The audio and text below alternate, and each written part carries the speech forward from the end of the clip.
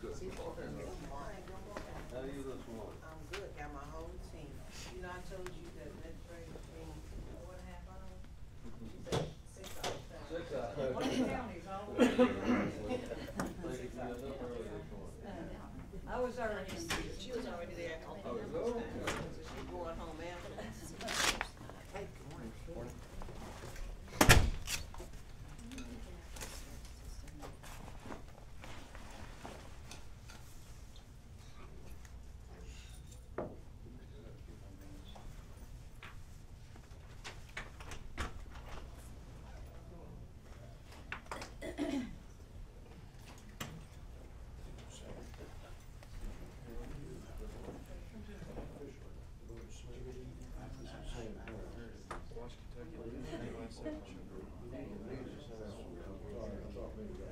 Well, I told you.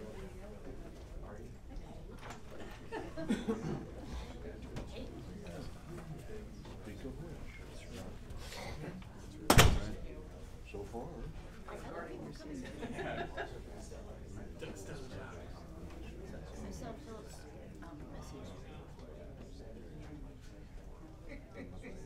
Still look, don't see anybody else. I'm so tired. The official time is given 7:30.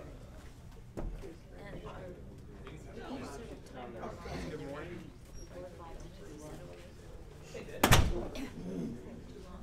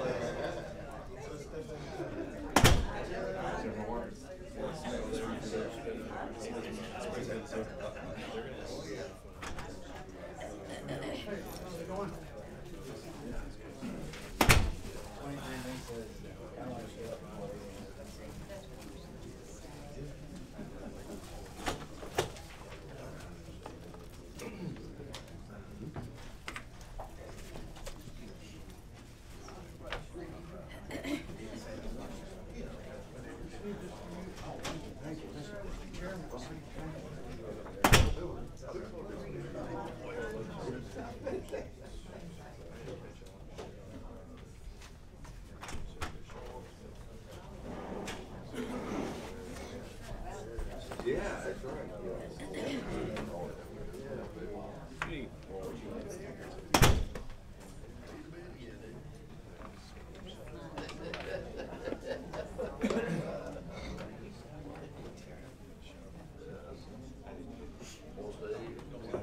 Good morning. David, morning.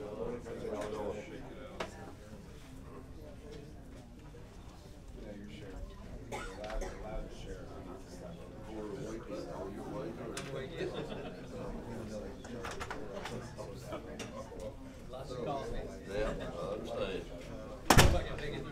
I haven't had all mine yet. How are you today?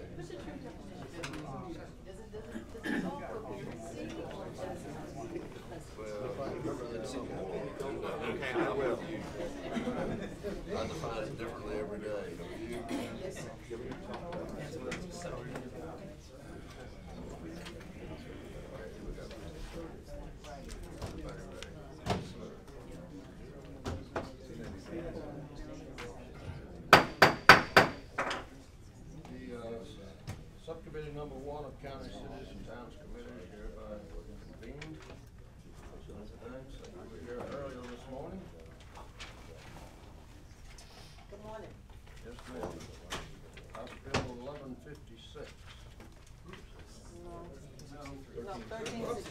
1363, just scare me.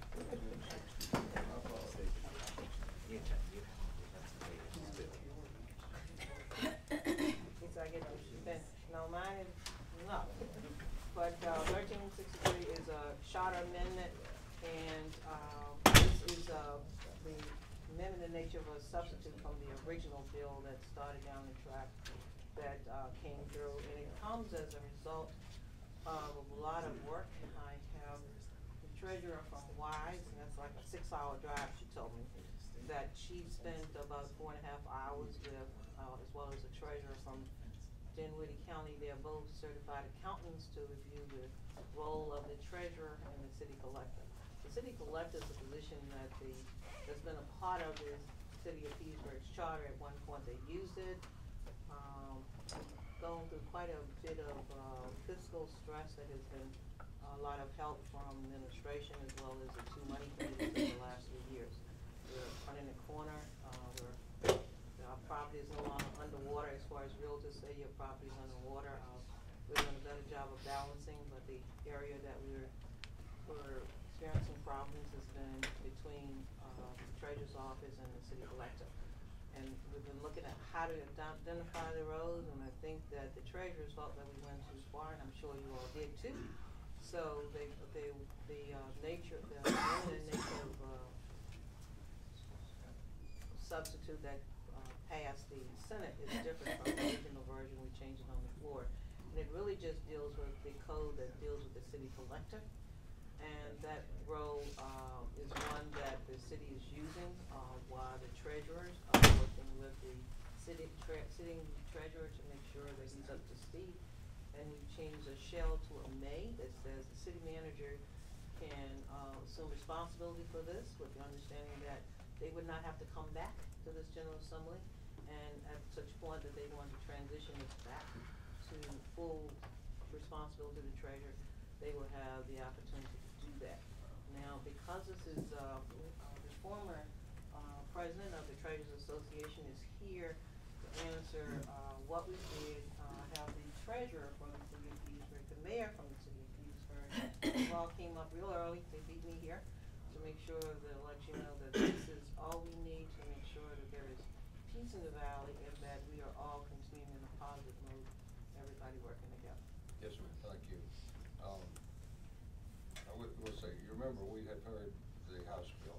Right. So we have heard from most of the people that are here, but if you want them to testify. No, they're just here in good faith to let you. Okay, but first I want, Okay. any questions from members of the subcommittee? Mr. Chairman, Talk about it. I think I understood you right, so I just want to clarify. The bill that Delegate Aird had was a shall, and you made this a may, so you've lessened the Even more effect than of that, it. even Okay. more than that. The bill that Delegate Aird had, it had sections 3.13 that has been removed. It had sections 3.15, 3.16, they have been removed. And the only thing that's left is 3.14, which deals specifically with the role of the city collector, and with the understanding that the treasurer can assume that role if that is the point that he is at that area. And that's something that, the commitment is there from the treasurers to make sure that our existing treasurer is up to speed. They've been spending a lot of time as far as the role of the collector, the role of the treasurer, and, on the job, on site, the treasurer from the, you meet her, and she's sitting right there, but she spent, 4.5 hours with them working on it, and she actually is the architect of this revised nature, amendment in nature of a substitute. She gave specifically how that was to be done, to make sure that we were only dealing with that we were not in any way abusing or taking away the value of the treasurer, that constitutional office. So all those things are intact. That's why the other 3 sections have been removed. We're only dealing with this one, that they will have the liberty to, at the point that they feel that they can transition this to the treasurer and not have to come back to us to get permission to do that. Thank you, Mr. Chairman, thank you. Yes, ma'am. Delegate Thompson. Thank you, Mr. Chairman. In section 314, without the new sentence, it starts out and says, there may be appointed by the city council in its discretion a collector of city taxes. So if we don't do this, do you read anywhere that they can't already choose the city manager? That was. I'm trying to find that. That was a line, 14, I don't have my numbers. okay.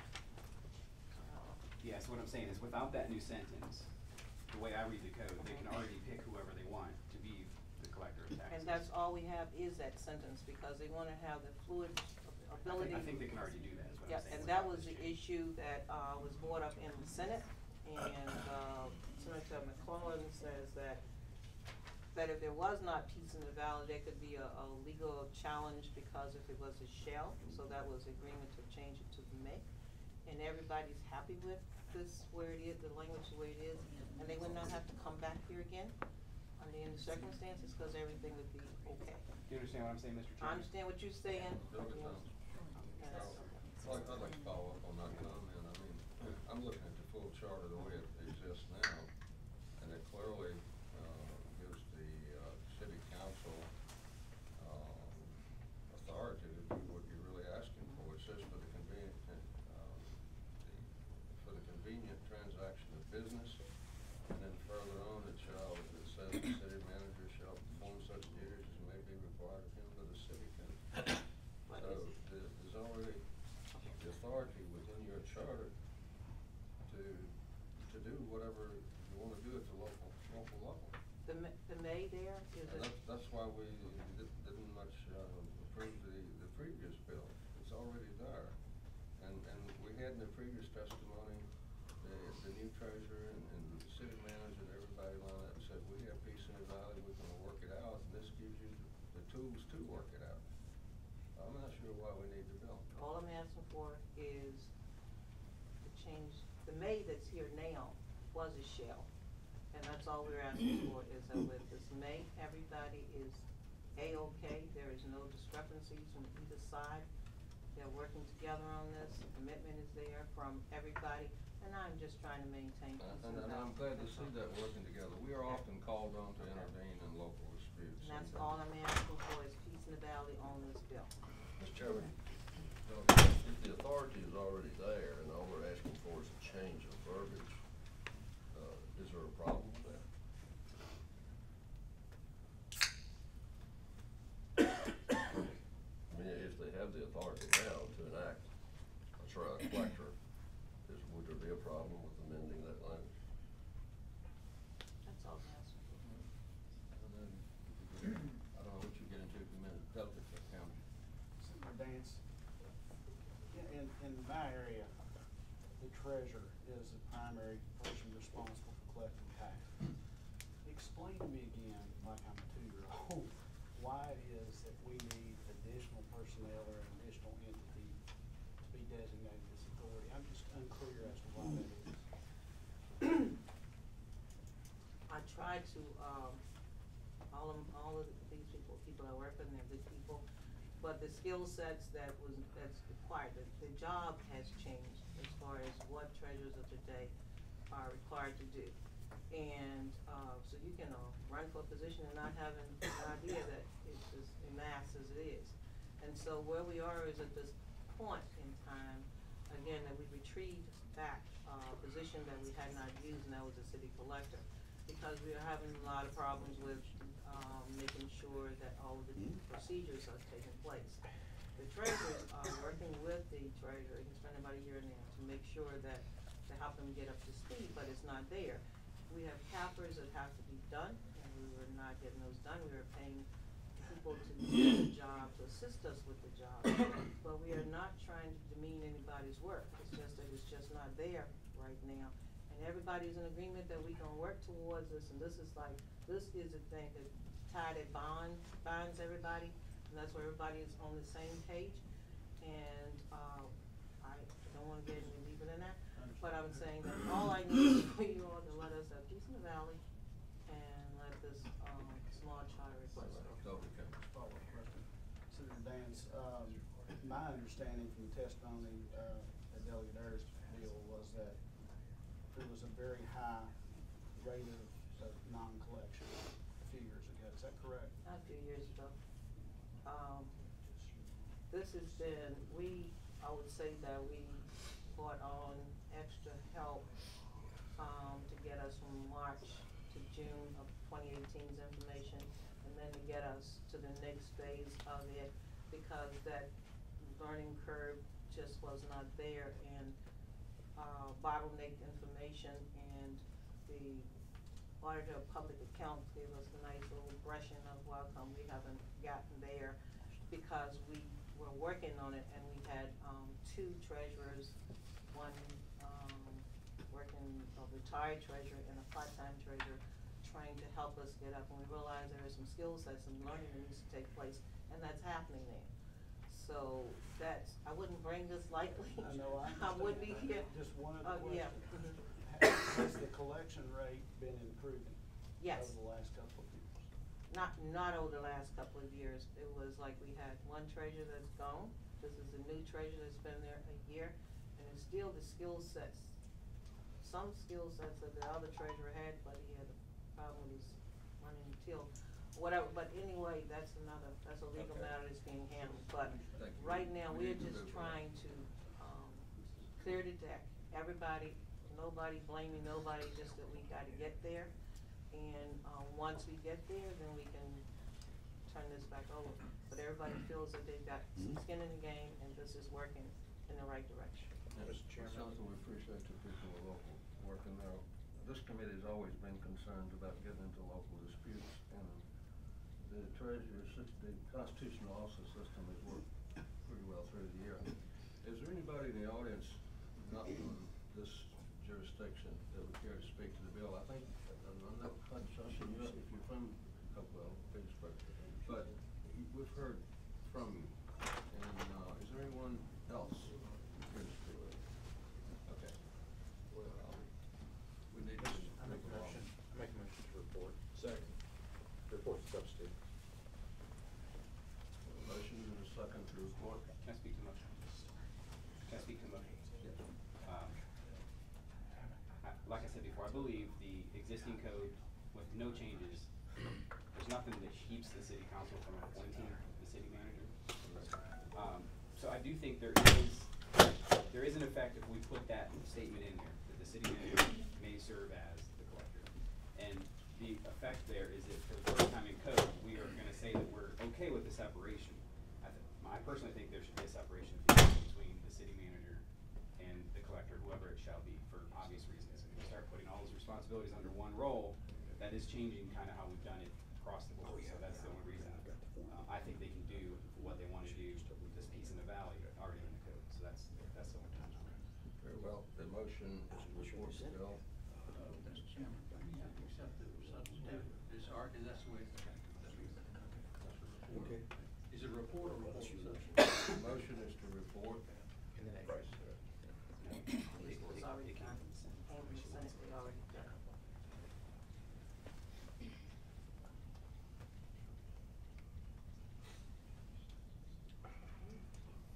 Thank you for helping me locality. I've been right where you are and what's going on. Your bill fails to report. Thank you so much. We gave it all. Thank you very much.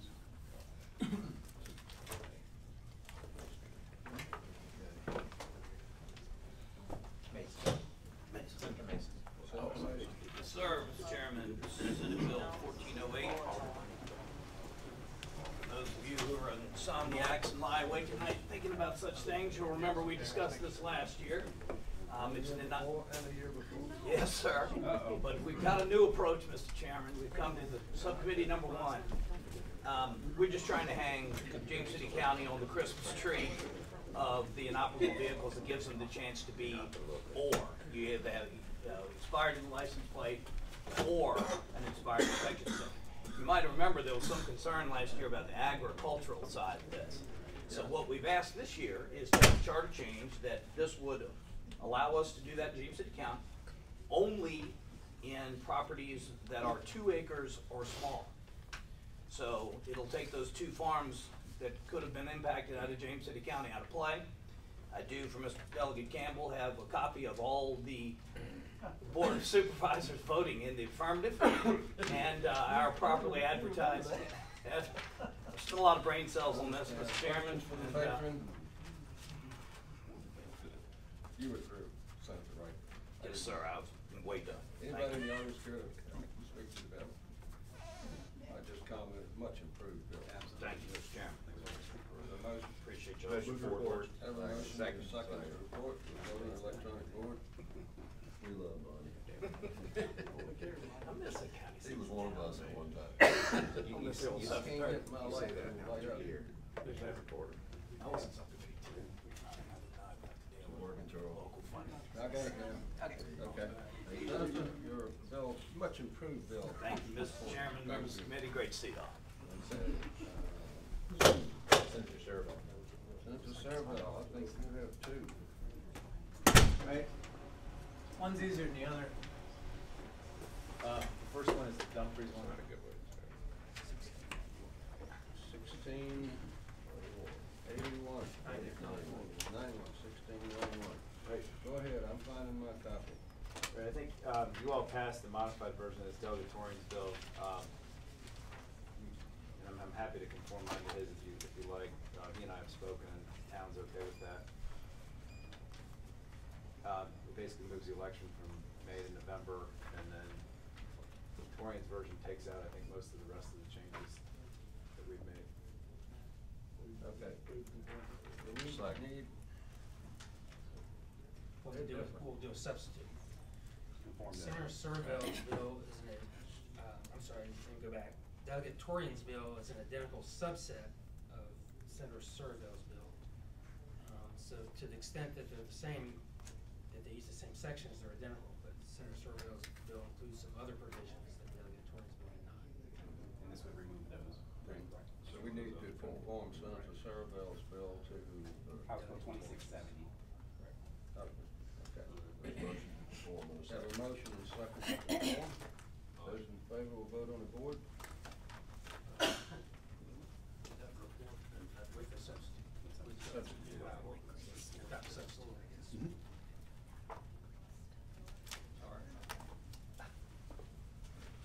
This thing just doesn't like no fun. Okay. That will report with substitute 8 to 0. I thought I saw a shopping cart. That's next. Uh-oh. 15, 15. Right, so 1691 is the shopping cart bill. I'm handing out some stuff here, maybe y'all can look at. So, by the way, it's good to be back in subcommittee one. I was on this committee for 6 years. I think it's my first time back, so it's good to be back at 7 in the morning.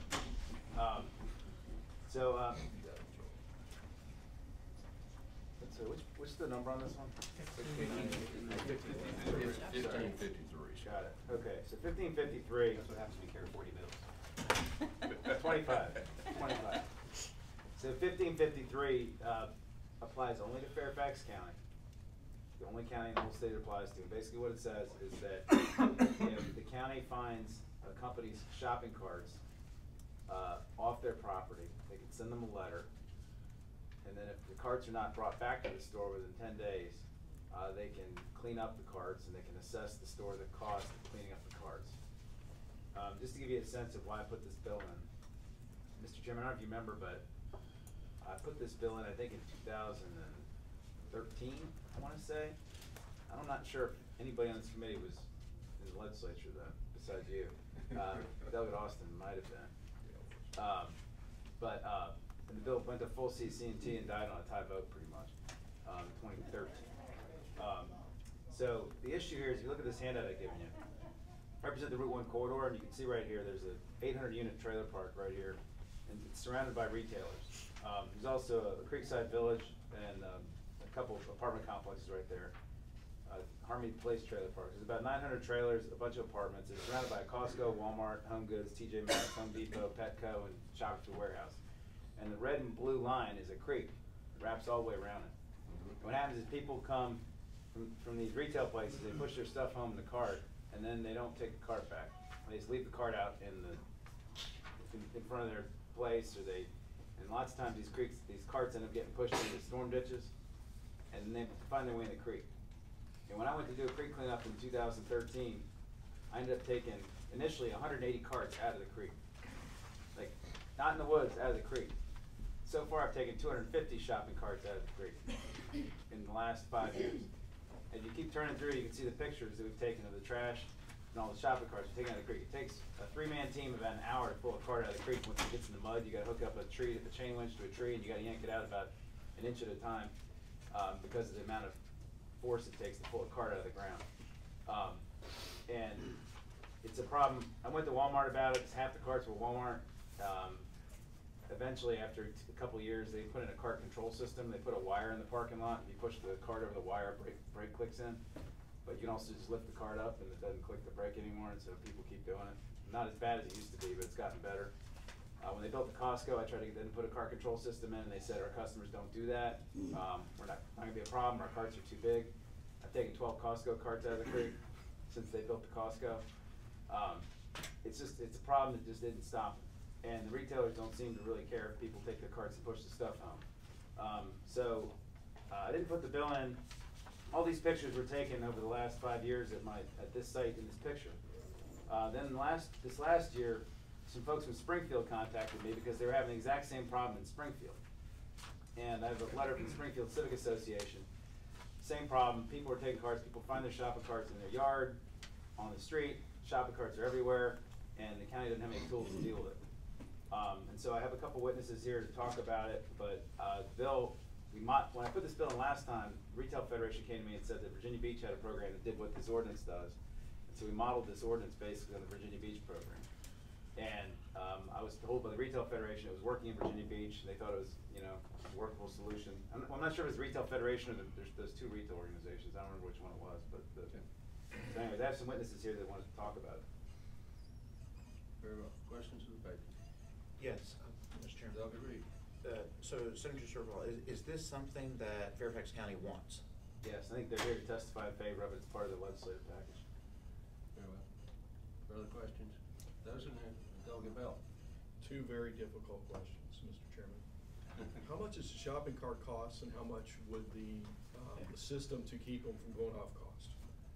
Well, I'm told that, and actually, the Martins might know, they've been actually doing a lot of research on this. The Costco cart's a lot more expensive than the other carts because they're big and they're metal, and but I want to say a plastic cart is like about $100, and the big metal ones are like $500, I think. And the cart control system is expensive because you have to replace all the carts in addition to putting a wire in the ground, and it's a lot easier to put it in when you build new stores. So I tried to get Costco to do it at the beginning, they wouldn't listen to me. But Walmart did retrofit their store, and they've been replacing all their carts with ones with brakes on them. And I can't tell you what they spent, but they didn't like all the publicity they were getting with their carts being found in the creek all the time, so they finally put that in. The Martins might be answer. Yes, Mr. Chairman.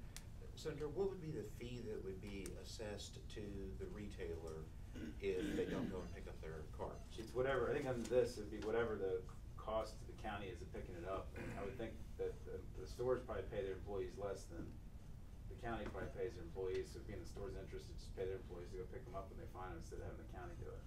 And the other thing I mentioned, though, on the back here, the first time they cleaned up this creek, it cost the taxpayers $65,000 to do the same thing my volunteers have been doing now for the last 7 years. So there's a local impact? No, it's actually not. There was a local impact. Oh. Is brought to you by the Virginia Lottery.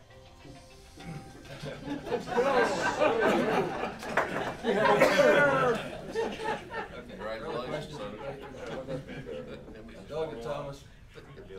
As I read the bill, I see a lot of violations and notices and penalties.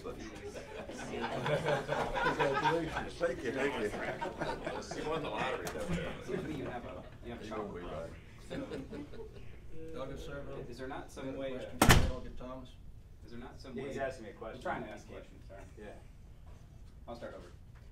What I said was in the current language, I see a lot of violation notice penalties geared towards the stores. But I think what we have here is a shopper problem. Yep. And actually this reminds me of my upbringing because I was in the same situation. And what happened there is the police would show up at your door and say, hey, that cart doesn't belong to you, right? And you took it off of the store's property, and that kind of took care of the problem. So what kind of enforcement have we tried to do as far as there has to be something wrong or illegal about taking property that doesn't belong to you and putting it on your, so how does that work? Well, that question came up in the Senate. First of all, Doug Campbell could probably agree with me on that. In order for it to be petty larceny, you have to have the intent to permanently deprive somebody of the property, and simply taking a cart, pushing home and borrowing from it is not a petty larceny, so you can't charge somebody with larceny. It's impossible to prove in this scenario. The state does have a cart ordinance that makes it illegal to take a cart and without the permission of the owner. But the owners of these stores don't have anywhere published saying you can't take our carts away. In that section, is it a written permission or? It doesn't say. And, So maybe we need to change that. well, in theory, but I mean, I don't think Fairfax County wants to post a police officer on the side of the street waiting for somebody to come by with a shopping cart. It's a very inefficient use of policing resources, and, All you have to do is pull in their driveway and the cart's sitting in there. I mean, these carts don't end up in, it's a very dense trailer park, as you can see, and the cart could be from anybody or anybody just sitting there, and you can't really assume that a cart sitting in somebody's yard was brought by them or anybody else. It's just, I'm sure Delegate Campbell can probably confirm that nobody could get convicted beyond reasonable doubt of something like that. Yeah. Delegate Heretic. Mr. Chairman, two questions if I can. Senator, first in subsection C, it says in addition to the other remedy, the county may, institute legal action to enjoin a continuing violation. So, making me understand, a court can issue a court order against Costco and say, please don't let anybody steal your carts anymore? They're not stealing, as I said, it is not a larceny. You can't take them off the property? I mean, what possible purpose would that serve? Well, Walmart, we found 150 Walmarts in the creek, carts in the creek. Okay. At some point, you gotta say that Walmart doesn't care about the problem, and they're letting people do this, and they're tolerating it. And, I mean, they could have an employee out there, they have employees that go out and occasionally pick up the carts and bring them back. But they could have somebody out there to make sure that people aren't taking the carts away. And they do it incredibly high volume, and for them to pay somebody $15 an hour to stand there and make sure nobody leaves and gets the carts and takes them back, I think wouldn't be a lot to ask of them to do. It'd probably save them more than the carts they lose every day. And my second question, Mr. Chairman, if I can. Why doesn't the county already have the authority to do this? I mean, why is this legislation necessary over and above the authority they already have? Illinois doesn't allow them to adopt this ordinance. And Virginia Beach has the ordinance in their city charter, which is how they got the authority to do it. And Fairfax County simply asking the same authority the beach has. Okay. Very well. We're gonna move on. Yeah, just one other. So you're saying this is already being done, and it's being done effectively in Virginia Beach, and this is just a replication or making it so that Fairfax County can do the same thing? That's the way Virginia Beach, or that's the way the retailers described it to me in 2012. I think they also have some kind of voluntary program they work with down the beach, and this is the way it was described to me. I haven't checked in with them in 5 years about it, But it is working at Virginia Beach. that was what I was told back then. Okay. Very well. Is there anyone in the audience that would briefly like to speak for the bill? For the bill? Yes, sir. Would you line up right here?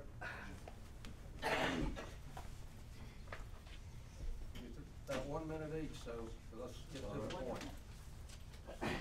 If you wouldn't mind passing those down. My name's Paul Siegel. I'm the treasurer of the Friends of Little Hunting Creek. It's a tributary of the Potomac that runs through George Washington's former estate. I'm pleased to speak to you in the middle of National Return Shopping Carts to the Supermarket Month. Didn't even know it existed. It's for real. That's a great organization. We're talking about a bill. Just a bill, please. We've been organizing cleanups of Little Hunting Creek since 2002. Every year the senator leads a cleanup of a particularly trashy section of the creek. He knows and told you how difficult it is to remove them. Shopping carts don't belong in the street. They tear up the banks. They create dams that trap debris, cause flooding. Every year we remove more than a dozen. In 2012, maybe 150 Walmart carts were hauled out. I've asked that you distribute 2 photos. The first shows a shopping cart graveyard. It's the color photos that I had. Yes, sir, you have another minute. They portray all right. The graveyard shows carts embedded in the creek. It's a reach of maybe 100 yards, stretching from a dam of carts downstream. It's not the only such dam on the creek. They come back every year. If we don't pull them out, the dam gets higher. The second one shows one of the piles we made for the county. It cost the county on the order of $1,000 to remove and tip that pile. Shopping carts. Please, sir. I'm sorry? Would you summarize, please? Shopping carts don't belong in creeks. We're not asking the legislature to invent a means by which stores can keep their carts on their property. We're asking you to help the county provide an incentive for the owners of these carts to take care of them. There are several means available. Thank you for coming down. Yes, sir. Thank you, sir. Mr. Chairman, my name's Larry Farnsworth, and I'm here on behalf of the Springfield Civic Association. I put together some written comments for you guys. I'll pass some pictures around too from my neighborhood. And if I may, while you, sir, I've got the letter from the Springfield Civic Association. I won't regurgitate everything. I'll just tell you this is a problem around our neighborhood. It's a problem around where we live. They're on the street, they're in the neighborhoods, there are bus stops. To answer your question about like if somebody were to push it to your yard, they've ended up in my yard. I pulled 2 of them out of my lawn in the last 6 months, and I didn't take them. And so I think this is a pretty common sense, reasonable solution, and I think that I would urge you guys to pass it. Thank you for your testimony. Yes, sir. Mr. Chairman, members of the committee, my name is Chris Sigler. I represent Fairfax County. We do support this piece of legislation for the reasons that the others have already stated. I would say that Fairfax County's intent here, and the way the bill is drafted, is to not punish the owner of the shopping carts, but to be reimbursed for our costs. If we're the ones that have to go out and pick these out of the creek, and I think you heard from Senator Sorrell how labor intensive that is, we want to be reimbursed for our costs, and we want to be for removing it and for disposing of it, and that's what the bill says. Senator Sorrell's right. It costs us a lot more than it costs probably Walmart to deal with this issue. So we think that that piece of the bill is important because that'll be an incentive for these owners to take care of their carts. Thanks, sir. Ma'am. Thank you. I'm Betsy Martin. I'm the president of the Friends of Little Hunting Creek, and I've been coordinating cleanup since 2002. And I guess I'll just make 3 points. One is that I think this is not only about people walking off with carts and taking them home. I think it's also about the retailers not properly disposing of the carts when they are obsolete and they're phasing them out. The time we found over 100 Walmart carts in the creek, I think there was much more than an army of homeless people coming and taking these carts. I think Walmart paid somebody to get rid of them, and the person didn't do it properly, and they just dumped them in the creek. And the second point I want to make is that this is really about more than sort of the natural environment being harmed. It's also about the social environment being harmed. There's some interesting research that shows that when people observe violations of social norms, they're more likely to do it themselves. And there was one study where they had, if shopping carts are scattered around versus being in the proper return area, people are more likely to litter. There was also, it's sort of one small little infraction kind of sets the stage for larger infractions and sort of undermines the whole social order. There's another very interesting study where they, in Philadelphia, they randomly assigned vacant lots to one of three treatments. And Yes, ma'am. To the bill. Speak to the bill, please. when you clean up a vacant lot, it reduces crime. These were firearm shooting deaths. It was a very well done study. And all these shopping carts and all this litter, it doesn't just hurt our stream, it just kind of creates an environment where crime flourishes. Yes, ma'am. And I guess the very last point I'll make is, there are similar and tougher laws in Virginia Beach and other towns all over the country. And these are big box stores that we're finding the carts of. If they can do it in these other towns, they can do it in Fairfax County. Thank you. Can I say one last thing? If you guys pass this, you will join your former colleague, former Delegate Sorrell, in being named, the singular honor of being named Trash Talking Legislator of the Year. That was. He already has it. I'm sure it's an honor I want. Thank you.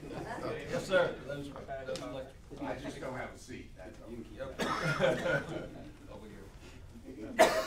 Mr. Chairman, Rob Bohannon with Hunt and Andrews Kurth, representing the Virginia Merchants Association. We're opposed to the legislation. Understand what Senator Sorrell's trying to do, and no one likes litter. I think one of the big issues with this bill is when you pass this type of legislation, you try to change behavior. This doesn't do anything to change the behavior of people that are dumping the shopping carts. All it does is put it on the backs of the retailers who, to Delegate Bell's point, they're about $100 a piece at least. They cost us money when they get taken from the property as well. And then you're then penalizing the store for someone taking their cart off their property. And we don't think that's the right way to approach a situation. It doesn't change the actual behavior that's the problem, so we oppose the bill. Thank you. Next. Hi, Mr. Chairman, members of the committee, Jody Roth on behalf of Virginia Retail Federation. I just want to reiterate everything Mr. Bohannon just said. We also oppose this legislation. In 2013, Walmart paid $20,000 for a system at this particular store to keep the shopping carts from being able to be a containment system. To imply that they would spend that much money and then turn around and pay one of their employees to go dump these carts seems a bit insane to me, but and so therefore we oppose this. But you're talking about trashing the company up here that probably gives back to communities more than any other company. Yes, ma'am. Anyone else? I'll just make one comment before I'll entertain a motion either way. I've always had a hard time legislating human activity, and this bill is taking human activity and putting bad behavior on the back of business. I just have a philosophical issue personally with that. Is there a motion? Move to PBI. There's a motion, a second for PBI. 2 minutes, you decide what to take that. Okay, we'll vote. Oh, okay, I'm sorry.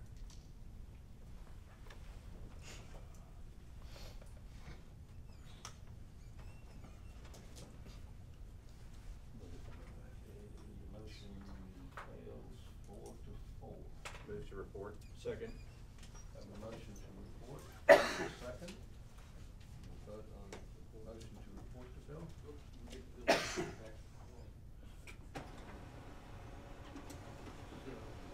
What's the bill number?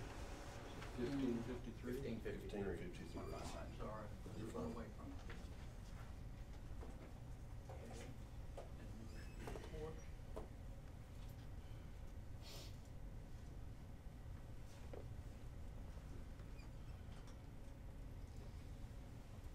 Motion to report fails 4-4, so the bill will not report. Thank you.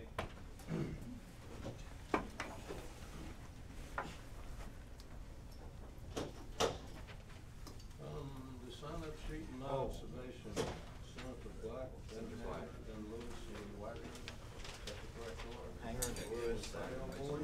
Yes. Okay. Senator Black, Senate Bill 1156. 1156. Thank you, Mr. Chairman. I'd like to suggest, if I could, a line amendment to line 13. The words "that restricts," if we could change that to "intended to restrict." I think that would better express the intent of the bill. Jeff, would you read those originals? On line 13, after the word policy, strike that restricts and insert intended to restrict. And move the line amendment. Second. We have a motion and a second to approve the line amendment on line 13. Everybody understand the amendment? Those in favor of the amendment, aye? Aye. Aye. Those opposed, nay. The bill is amended and in front of us as amended, Senator Black. Okay, thank you, Mr. Chairman.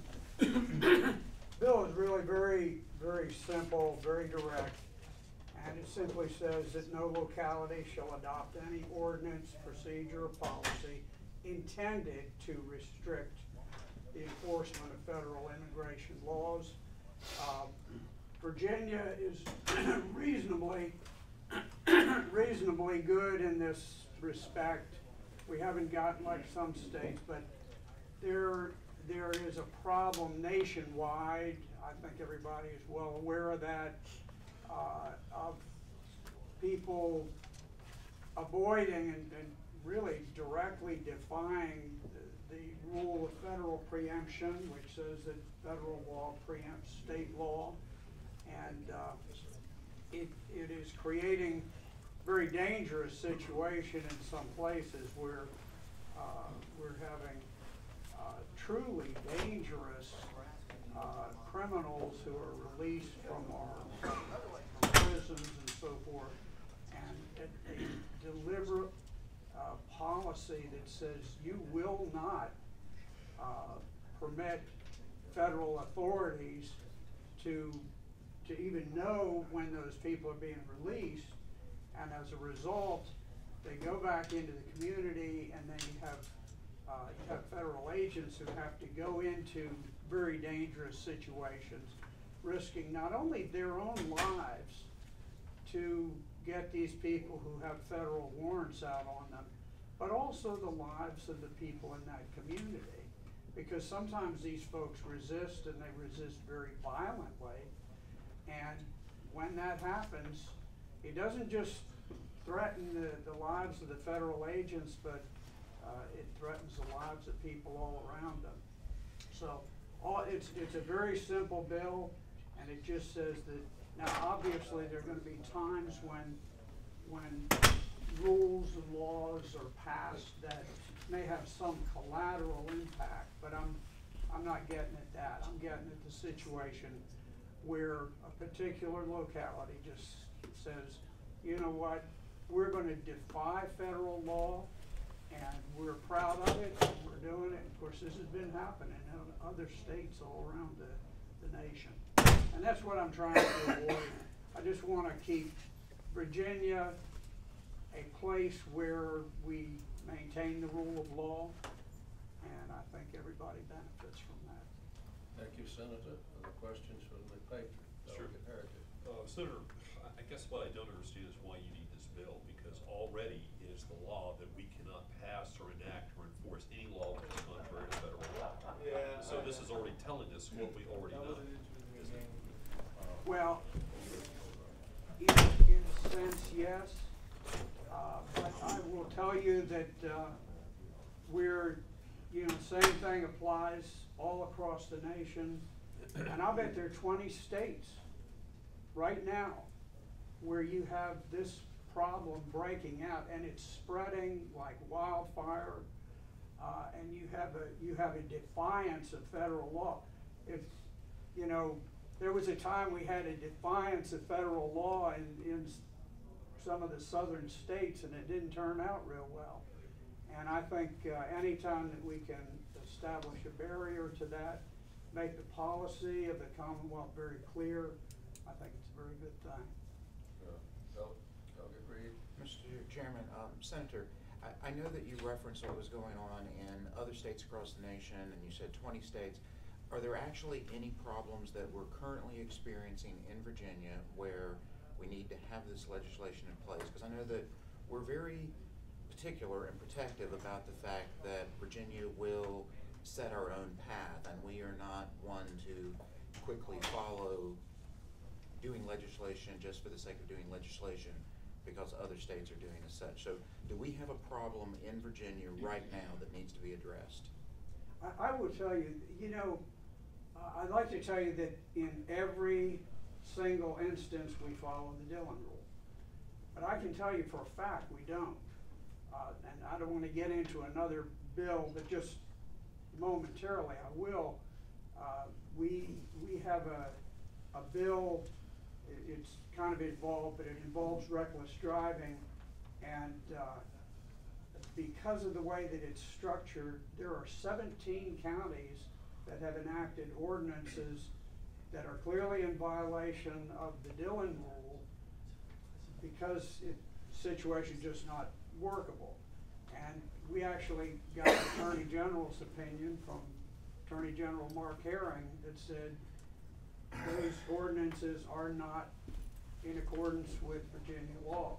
So I can tell you there are instances where there is some deviation, and I think we're pretty good. I think our state government works well, but at the same time, there are instances where we see variations, we see deviation from the Dillon rule, and this is designed to prevent that. Further questions of Bacon? Yes, Mr. Chairman. Delegate Reed. Thank you, Mr. Chairman. How do the sheriffs, law enforcement, how do they perceive this particular piece of legislation? Have you talked to the Sheriff's Association about this? I suspect that it varies. My guess is that most of them would be very supportive. because it will insulate them somewhat from political pressures. They want to do what's right, and I think you'll find your typical law enforcement agent, whether it's the sheriff, whether it's a police chief, they want to abide by the law, but at the same time, you know, they're subject to political pressures, and I think this bill, in a sense, will help to insulate them from that. Very well. Those in the audience who'd like to speak for the bill? Those in the audience who'd like to speak against the bill? Yes, sir, Mr. Line up. I need to know how many. Okay. 2 to 3 minutes each, so get. Won't take that long, Mr. Chairman. Okay. Good morning. Thank Ryan you. Washington, Deputy Secretary of Public Safety and Homeland Security, and just wanted to state the administration strongly opposes the bill, and We should. Black and I talk. Yes, sir. Thank you. Good morning, Guadalupe Martinez with Casa Virginia. We oppose this bill. It criminalizes immigrants in our community, and like even according to a study from the Cato Institute from 2015, our immigrant neighbors are no more likely than anybody else to commit crimes, so we shouldn't be targeting them. Thank you. Yes, sir. Mr. Chair, good morning. I'd like to bring our attention to the economic costs of the bill. You know, to understand the impact on the Commonwealth, you know, one need not look further than Arizona. Back in 2010, they passed a law, SB 1070, granting broad authority to local law enforcement to act as immigration agents and target potential undocumented immigrants. In 1 year, tax revenue sharply declined and key industries struggled, as an estimated 10% of the undocumented population of working age fled what had become by that point a hostile environment. Applying lessons of Arizona to the Commonwealth, the New American Economy came out, the brief that they had come out with this morning argues that that this bill would bring about a similarly hostile environment in Virginia that would impel undocumented immigrants of working age to leave the state. Now, with a conservative estimate, you know, let's not take the exact 10% departure, but even with a 5% departure of undocumented workforce would result in the loss of over $7.7 million in state and local taxes, a loss of nearly 4,150 jobs across various industries dependent on undocumented and immigrant consumers and businesses, from construction to hospitality and food service, and thereby an estimated loss of $170 million in wage earnings. In total, Virginia would also lose $718 million in gross domestic product. Thank you, sir. Mr. Chairman, could you have that gentleman who just spoke identify his name and who he represents, because that ain't. Oh, I'm sorry. Fareed Rahman. I'm with the Virginia Coalition for Immigrant Rights. Thank you, Mr. Chairman. Very good. Thank you. Jeff, is there a fiscal impact statement on this? No, sir, there's no fiscal statement. Very well. Dr. Thomas. I just have a couple questions to clarify some comments I just heard. Senator, I don't see it in here, but is there anything in your bill that creates a new criminal code or criminalizes anyone in any way, shape, or form? No, and I noticed that also. There is nothing in here that makes anyone a criminal. There is nothing that requires our law enforcement agents to take any affirmative act, so it's not going to drive anybody out of Virginia. It's just going to keep us in conformity with system of law. Question. So if everything is already being enforced by localities, in your opinion, does this create any more of a hostile environment than we already currently have if everybody's following the rules? Absolutely not. This is not going to send some message to the immigrant community that somebody is coming after them. If anything, it will probably provide them a measure of safety, because when people, you know, typically what happens in these sanctuary cities is very dangerous people are released into the community, and when they go into the community, they're typically going into the minority community, and that's where they cause problems, and they They don't cause it in my neighborhood. They cause it in their own neighborhood. And so I think, if anything, I think it provides a measure of safety and security for the immigrant community. Mr. Chairman? Is there a motion? Mr. Chairman? Have Mr. a Chairman? motion Second. to support and a second. Vote on the voting board.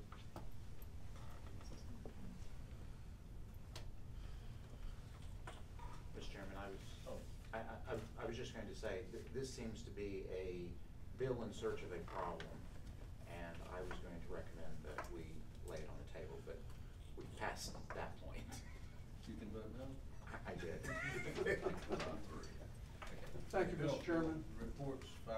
Thank you, Senator Black. Senator Hang, I believe you're next, sir.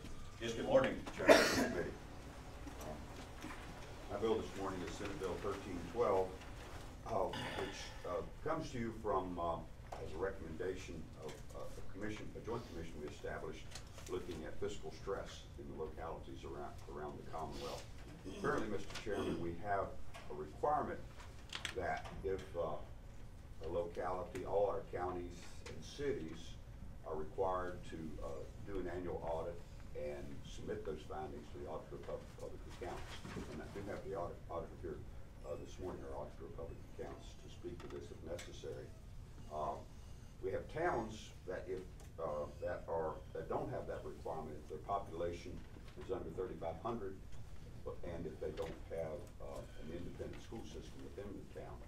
What this bill would do is if the towns that are not required to have an audit voluntarily have an audit, then they would submit that finding of the audit to the Auditor of Public Accounts, which there's no penalties associated with the findings in those audits, other than it's a helpful tool for the auditor. The auditor has a lot of experience in helping these small localities sometimes in their financial activities. So that's what the bill does. Very good. Other questions for the auditor? I do need to bring up, isn't this similar to a House bill?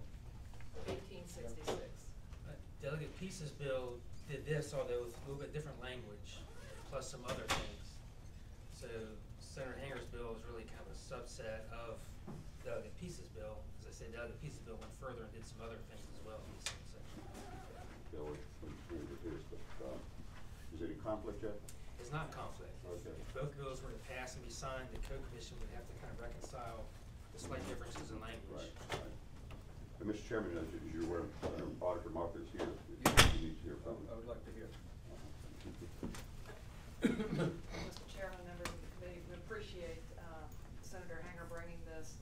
A lot of the towns we've found do have audits, but they're not providing that information to our office. And so when we're trying to look at local fiscal stress, it's just helpful if we have all the information that's possible to get to us. Very well. Is there anyone here from VML like to speak? Okay. I just said if you would like to speak. I'm good. We're good, if that's okay. We don't have to be Okay. That's okay. Very well. Would there be a problem conforming to the two bills? There are different options. You could conform this language to the language of Delegate Peace's bill, that portion of it that Senator Hanger's bill is addressing. Or they could both pass. The governor potentially could propose an amendment which would conform them during veto session. Or if the governor were to sign both, the co-commission could then look at the two pieces of legislation and tinker with the language and conform it for its purpose. So it's really different options. But Jeff, they're not, I'm sorry, Mr. But they're not sufficiently close to each other that they would go to conference and be reconciled before going to the governor? Only if for example, if Senator Hanger moved to reject amendments, so they'd have to be put into conflict. At this point, they're both moving forward on parallel tracks. Delegate Peace's bill This passed point, unanimously. this point in the process, I would think we just move them both on and proceed. Mr. Chairman? Yes, sir. I was actually gonna make the motion myself, but, my point on this was, I think it's a good bill, and the faster we find out about financial stress of a locality, the better. And, because oftentimes that gets dumped in the Commonwealth's lap. And, the more we know, the sooner we know. This is a good bill, so I would second. Okay, we have a motion and a second to report the bill, but no electronic voting board.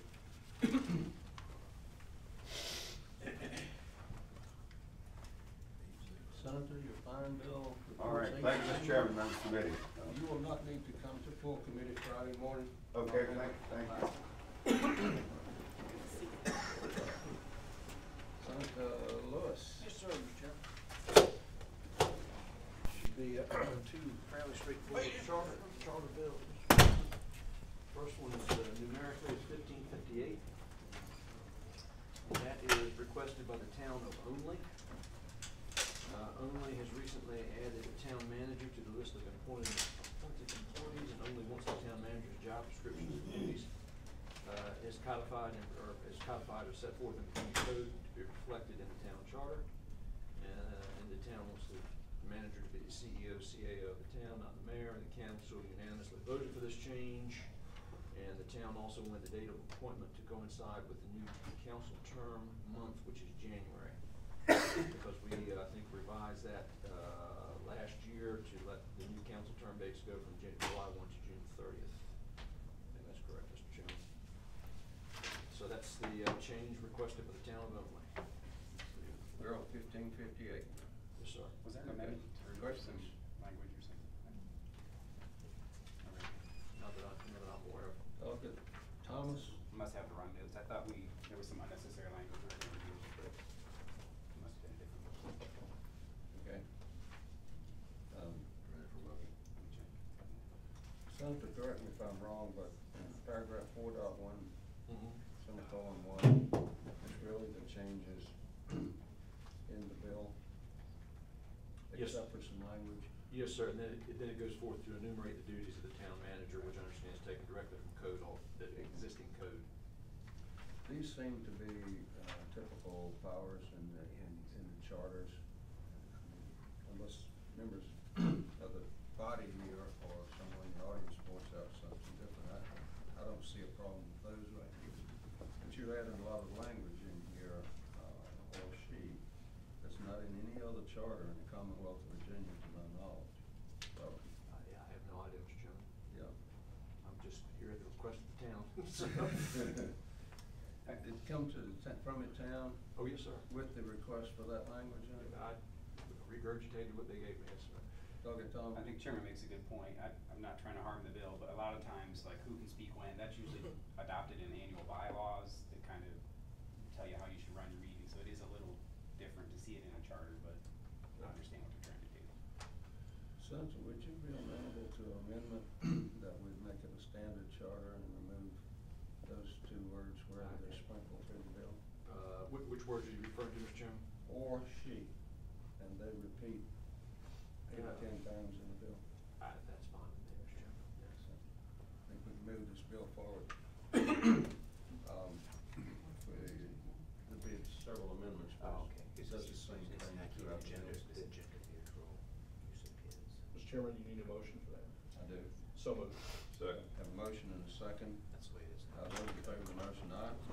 Aye. Very well. And Move to report, yeah. Second. Have the amendments ready for the full committee. And I have a motion and a second to report the bill as amended. We will vote on the board. Like to be consistent. Oh, that's fine, yes, sir. Thank you, Mr. Chairman. Okay. Next Do we one I have a have. second one? Yes, sir. 1562, and this is for the town of Eastville, Northampton County. Eastville this is a complete revision of their charter. Eastville has not had its charter amended since 1922. So the town, and they've, apparently some neighboring towns have issues with similarly antiquated charters, and so they wanted to be proactive and completely update their charter. The town wants clear, up-to-date definitions of its duties and powers, election dates, definition of town employees, the job descriptions, updated timeframes in the event of a vacancy on the council, all manner of things typically reflected in a more modern charter. Also actually updates the description of the town based upon the boundary line agreement that they reached with the county of Northampton. And again, all that's set forth in there, but it's an extensive revision. I don't think when I went through it that I saw anything unusual in there.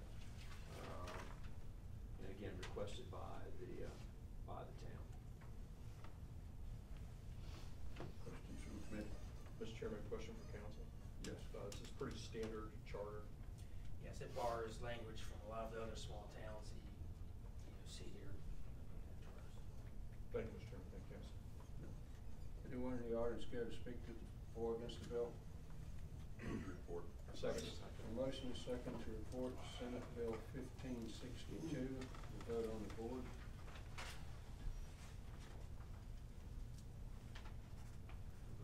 Thank you, bill reports. Appreciate it. Thank you. Thank you, Mr. Chairman. Thank you, Committee.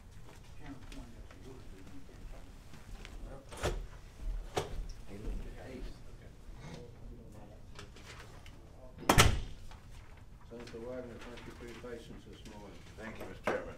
I have Senate Bill 1358.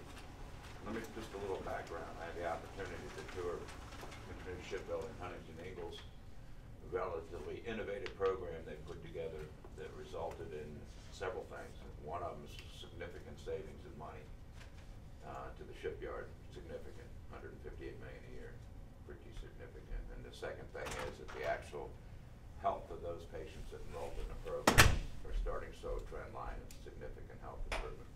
What they've established is a clinic, if you will, right outside the gate of the shipyard. And there are 4 primary care physicians, 4 nurse practitioners, a CVS pharmacy right in there, a lab right in there, a nutritionist right in there. So an employee that, now, in their program, if you can continue with your own health insurance, that's what you want to do, you can sign up for the program.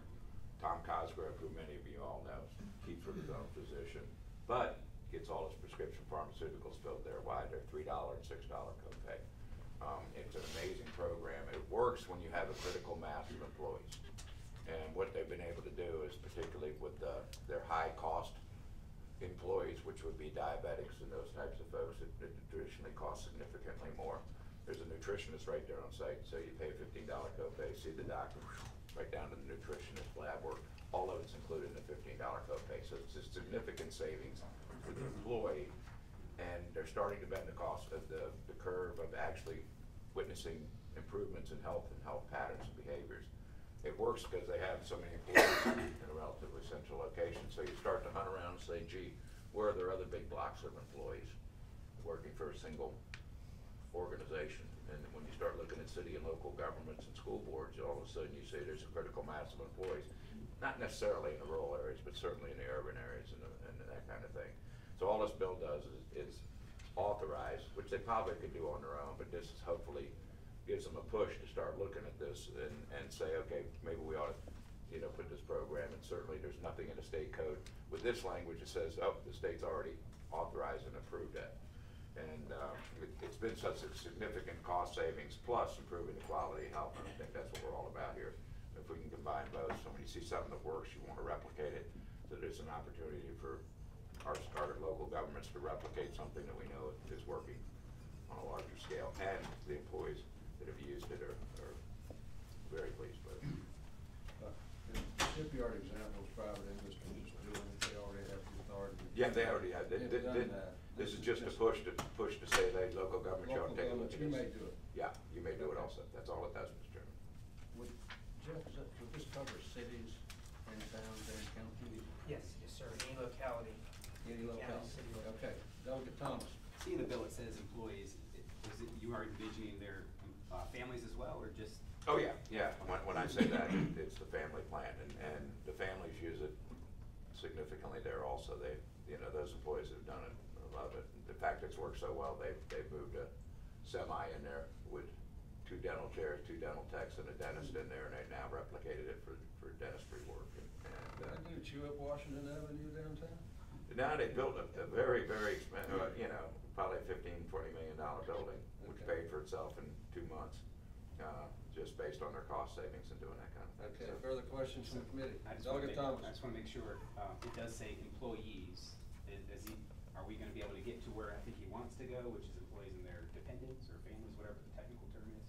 I just don't want somebody later to come say, oh, we tried doing this, but it's only for the employee themselves. And I'd be amenable to add dependents if that's. Could add that amendment. Can you figure out Employees the right independents. word before we get to full committee? But I know what you're trying to do, everybody. So. You do bring up a good point, and the words do make a difference whether or not it's dependents, families, say, and families, and family members. Our covered dependents, you know, that would be normally covered under your health insurance. That probably, Yeah, covered dependents dependents. would do it. I think so. Okay, so that's proposal, committee amendment, and dependents. Covered. Motion, second? Covered dependents. Move. Move and second. Covered dependents? Covered dependents. Covered, Jeff? And covered dependents. Senator? Yes, that's fine, that's it. Those opposed to the amendment, aye? Aye. Those opposed, nay? Chair, move to report with amendments. Second. Have a motion to report with the amendment. Good bill, Senator, good bill. Innovative. 8-0, thank you, sir. Thank you. Enjoyed listening to everything prior. Stir.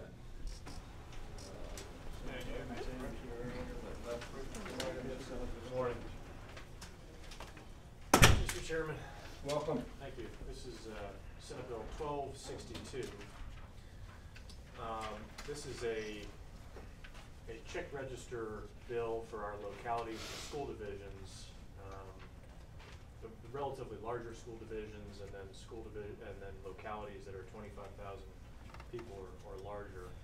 The reason I bring this bill is, in my view, one of the most important things that our whether it's local or state government is to show their citizens how they're spending their tax dollars. And one of the ways that more and more localities around the Commonwealth are doing that is by posting online a register of how they are spending taxpayer dollars, putting their check registers online. And that's what this bill seeks to do. And so for, as I said, for localities of 25,000 people or more and school divisions of 5,000 students or more, this bill would have those localities post online a register of all funds expended showing the vendor name, the date of the payment, the amount of the payment, and a description of the type of expense. I think it's important for the subcommittee to note this is all information that is already subject to FOIA, so if you were to send a FOIA request to your locality, they would have to provide this information to you. It's public information. It's how public dollars are being spent. This would require the localities and school divisions to do that on the front end and post it themselves.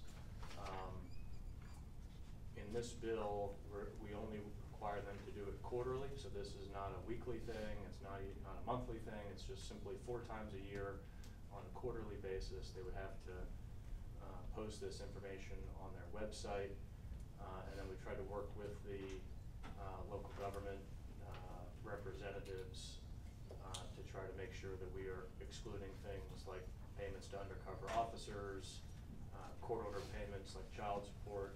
So we're protecting privacy, but that we are also making sure that information that is subject to FOIA is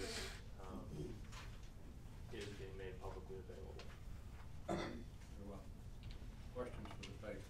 August 3. Yes, Mr. Senator. One of the questions that I have is there a concern at all that putting all of this information out there, especially in the detail, that you possibly create an easier opportunity for someone to commit fraud against the jurisdiction, because now they could then potentially be sending invoices that look like and look like that they're original information, and someone could possibly pay these things erroneously? We obviously can't account for every single potential instance, and I know that that's one of the issues that the local government folks will probably raise today. But I think there's nothing stopping that from happening now, number one. Number two, our locality should have in place ways to prevent that sort of thing from happening now, absolutely. Anybody right now could submit a FOIA request to a locality for a register of their payments and what they spent tax dollars on. And so you know, this is a policy question of whether or not we think having this information publicly available to citizens, it outweighs that risk, which there's a risk to everything. You know, you get in a car, you get in a car accident. But I would submit to you that just as a policy, matter of policy, it's better to lean in favor of that disclosure, that transparency, that openness, rather than keeping that information secret or more difficult to access because of potential concerns like that. Thank you, Senator. Delegate Thomas? Thank you, Mr. Chairman. We had a pretty robust debate on the House bill, so I'm just trying to focus on the differences because we already kind of debated that. So just so I'm clear, your version in the Senate has added a couple of exclusions. One, there's a generic clause that says if it's specifically provided by law, then they don't have to include it. And then I think the other one was the number 4 at the end, any information about contracts or confidential. So is that really the main difference in what we saw earlier in the session? I think that's right. I've not looked at Delegate Van Valkenburg's bill recently, candidly, but I think that's probably the additions. But you know, we're trying to give as much discretion to the localities as possible, which is why we have those 4 categories of what need to be disclosed, but we're not micromanaging and specifically indicating exactly how the information has to be provided, just giving them those categories. And then I would also note that there's no penalty provision in here. So if something doesn't get done, at least as I would personally hope, there's no penalty. So I would also note that we have a delayed enactment date until July 1, 2020. So we're given plenty of front end time to localities to build this out. Delegate Thomas, what was your second difference that you identified? What was specifically? In the second, I guess, subparagraph at the end there, when it says any in Roman numeral 4, that's new, I believe, from the House bill. There was concern about settlements or contracts that have confidentiality in them, just to make sure that that wasn't something that was gonna go Right, I out. didn't remember that either. I think most of that is already, Mr. Chairman, I think most of that's already, FOIA. well, not, you wouldn't, if it had a confidentiality clause, you wouldn't have to disclose under FOIA, but we're just belt and suspenders. Campbell? Mr. Irvin, how did you arrive at the threshold of 25,000 for a locality? I think coming before this subcommittee in the past, and then just talking with folks over time, that there was a desire to make sure that we were, you know, we have some localities that are pretty small, and we wanted to find a threshold where there was, you know, a school system with 5,000 students, it can be spent a lot of money, and same with the locality of 25,000 people, and so, you know, it's just trying to find that sweet spot of sufficient size to have this additional requirement. Delegate Campbell? Would you be married to that figure? No. Would you entertain a motion to amend to 35,000? Sure. So moved. The delegate proposed an amendment to change the number from 25,000 to 30,000. Second. Question on amendment. Delegate Thomas? Question on amendment. Do we know, like, how many localities that just affected? The ones that have His. pushed back on The problem is it excluded one. Mr. Chairman? Yes, I didn't hear a second on that yet. I second it. You did? Well, we're gonna discuss it then. Amendment is up for discussion. Mr. Chairman, there are currently 16 counties that fall in between that 10,000, just for your information. My problem is I in county see this, Senator, as an unfunded mandate, basically, and I'm not now exempt by Delegate Campbell's amendment. So, you know, we think that information is there. If someone asks, they provide it, and that's the feedback I'm getting I understand. on the legislation. I understand, and I would submit, that was why the point I made at the beginning is that we don't want to give our localities unfunded mandates, and I'm not asking to do that, but I would submit that there are some things that are so core to what government does, which is how they're spending our money, that this is not asking them to do something that they don't already have. They're keeping track of their ledger, because they gotta know if they're spending the money within their budget that's been appropriated to them. So they have the information. And this is just a matter of making it public. And that's not to say that there may not be some additional work that goes along with that, but You want to vote to amend? Mr. Chairman? Okay. I would add on the, while it would be, it's an and, but if we change the population to 35,000, I'd recommend we change the student population the same percentage. And my math says that 5,000 goes to 7,000.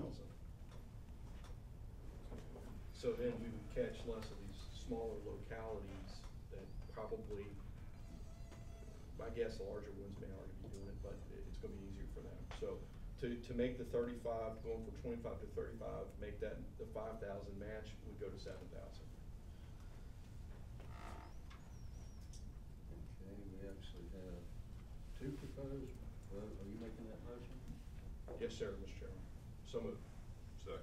And it's a second. So we actually have on the table two amendments, one for 35,000 in line 12, and the second one for 7,000 on line 13. We'll vote on the first one first, 35,000, 25 to 35. Those in favor, aye. Aye. Those opposed, nay. No. How many nays? 1, 2, 3, 4. 1, 2, 3. 1, 2, 3, 4. The amendment fails 4 to 4. Mr. Chairman, I'll withdraw my amendment then. Thank you. Okay, we have the bill on the floor the way it was. Delegate Reed? Senator, one of the concerns that I have is this concern about the actual unintended disclosure of potentially confidential information. I know that you made a couple references, but my concern is that if someone is doing an export from Excel or some type of thing and they check certain things and they don't check the right thing to exclude, then there's the very real possibility that some of this confidential information could then be actually published, and we could then have a whole different series of unintended consequences, whether you're talking about paying someone who was an undercover officer or something that was a specific contract deal. And so while I really support the intent of what you're trying to do, I'm concerned about these unintended consequences, the unfunded mandate, and the fact that this could open up localities to potentially being sued for erroneously disclosing information, where right now, when someone makes a FOIA request, there is a person in the loop that looks at it and says, no, I cannot disclose this information because. If somebody's just doing an export and they click the wrong button, then I think we open up all kinds of unintended consequences through the localities. Is there anyone in the audience who'd like to speak for or against the bill? Yes, ma'am. Thank you, Mr. Chairman, members of the committee, Megan Ryan with the Coalition for Open Government. Thanks, Senator Sturtevant, for trying this once again. We think this is a good bill. We think that voters like this bill. Every time I post something about it, I get comments across the state, across the political spectrum. They like it. We think this is an important bill because it enhances accountability. It also gives citizens a real understanding of what the daily operations of a government are. One day they're spending money on buying ADA compliant toilets, and when the next week they're spending money on an SUV to do sewer line inspections. So, I mean, to really understand what goes into the operations of a locality or a school district. Even if there's not daily interaction with this data, we feel that citizens appreciate the fact that it's there and that it creates an atmosphere of transparency and openness. With this delayed enactment of July 1st, 2020, we're giving them over 18 months to figure out how to do this, how to extract this existing data into a format that works for them within their workflow and within their budgets. And we also, within those 18 months, we're moving ever closer to that period where we just expect this kind of information to be online. Millennials already do expect this kind of information to be easily available, and additional people are starting to expect that as well. And so I just want us to be ahead of the curve on that and provide this important service. Thank you. Thank you. Nick? Yes, sir. Mr. Chairman, Joe Lurch with Virginia Association of Counties. We believe this should be voluntary amongst the counties and school divisions. I spoke to you recently about the Ohio, what they did, and they did one website through the state treasurer's office. It was voluntary, and there's been a lot of sign up by the counties, the school divisions, the towns. It's all on one website, so it makes it more accessible. I think if the goal is greater transparency, that might be something that the Commonwealth could look at, still keep it voluntary. I think we could ask the Auditor of Public Accounts to take a look at it. I think that would be the way forward. Thank you. Yes, sir, thank you. Yes, sir, good Mr. morning. Chairman, Tom Smith, Superintendent Association. We do feel this is an unfunded mandate. Particularly, it's going to hit hard on many of the rural, smaller counties that LCI is already below 0.3 or, and I know when I was superintendent in such a county, finance department was myself and 2 people, and so we feel that this is going to be a burden. We did apply for when we got requests for this. Not very often. This would require at least another part-time person, if not full-time person, within that kind of system. So we're opposed. Thank you. Mr. Chairman, Jim Council, representing Prince William, we oppose the bill. As the patron said, for interested citizens, this information is already available to them through FOIA. But I think the bigger question is this good policy?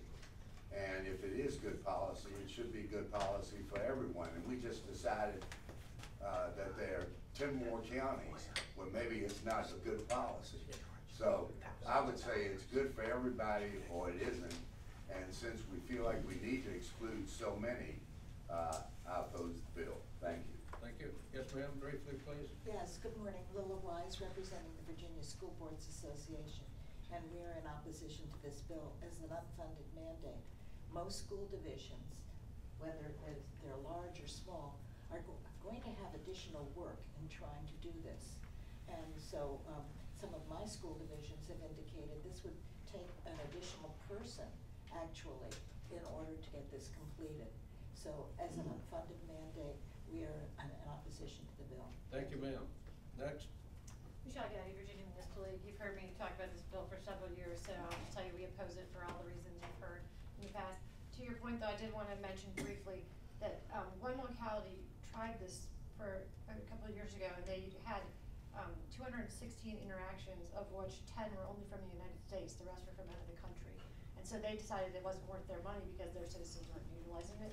But they, at the same time, had FOIA requests come in where they did respond to citizens. So. Yes, ma'am. Thank you. Yes, ma'am. Hi. Good morning. Morgan Whalen with the City of Norfolk. Second the comments that were said earlier. We're very supportive of open data in general, but Bill's too prescriptive, and there's other ways that we can address this issue without it being legislated. Thank you. All right. Okay, members of the Senate. Just wrap up very quickly to Delegate Reed's question and point was made. That's why we only require this posting on a quarterly basis, so that there is the time to go through that data and make sure that there is a QA check on things. And then secondly, the localities and the school divisions talk about an unfunded mandate, and understand that. But if you're a citizen and you want to go get this information and you do it through FOIA, you're going to get a pretty sizable bill yourself from the locality. And so the question is, where are we going to put the burden on local government that's spending the money, or on the individual taxpayer that has a right to the information, but will have an unfunded mandate put on them to pay for the FOIA cost? Very right. Anybody want to make a motion? I'll move PBI. Second. Have a motion and a second for the PBI bill. Any discussion?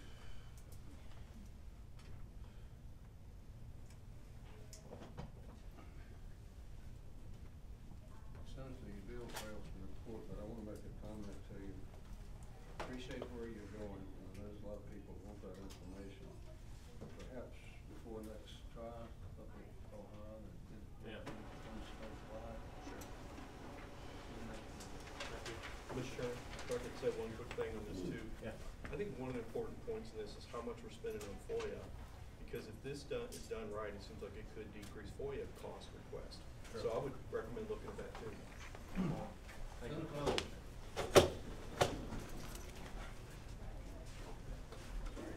Good morning. Probably stand up. I won't sit down. I know that you're deeply concerned about the operation of the town government in Luray, Virginia. I am, I've been there. It is Luray, okay? Luray. They have a charter that dates back to 1928 that is outdated in many, many ways, and all this does is updates their town charter. I think it's consistent with practices. I'm not aware of any controversial provisions in it. I think they would be grateful for the ability to modernize their town operations. I'd like to go and pass prohibition. They actually have liquor by the drink in Luray, so. Did you ever see anything unusual about this charge? Yes, sir. You drafted it. Move to report, second. Anybody in the audience care to speak on the bill? Free to vote on the motion to report the bill. You won't need to come Friday morning. Thank you. I'm sorry we couldn't hook up before the meeting. I was taking your bill up front. Yeah, my staff didn't get the memo about the accelerated start time, but thank you for your courtesy. I appreciate that. You don't need to come Friday morning. Thank you.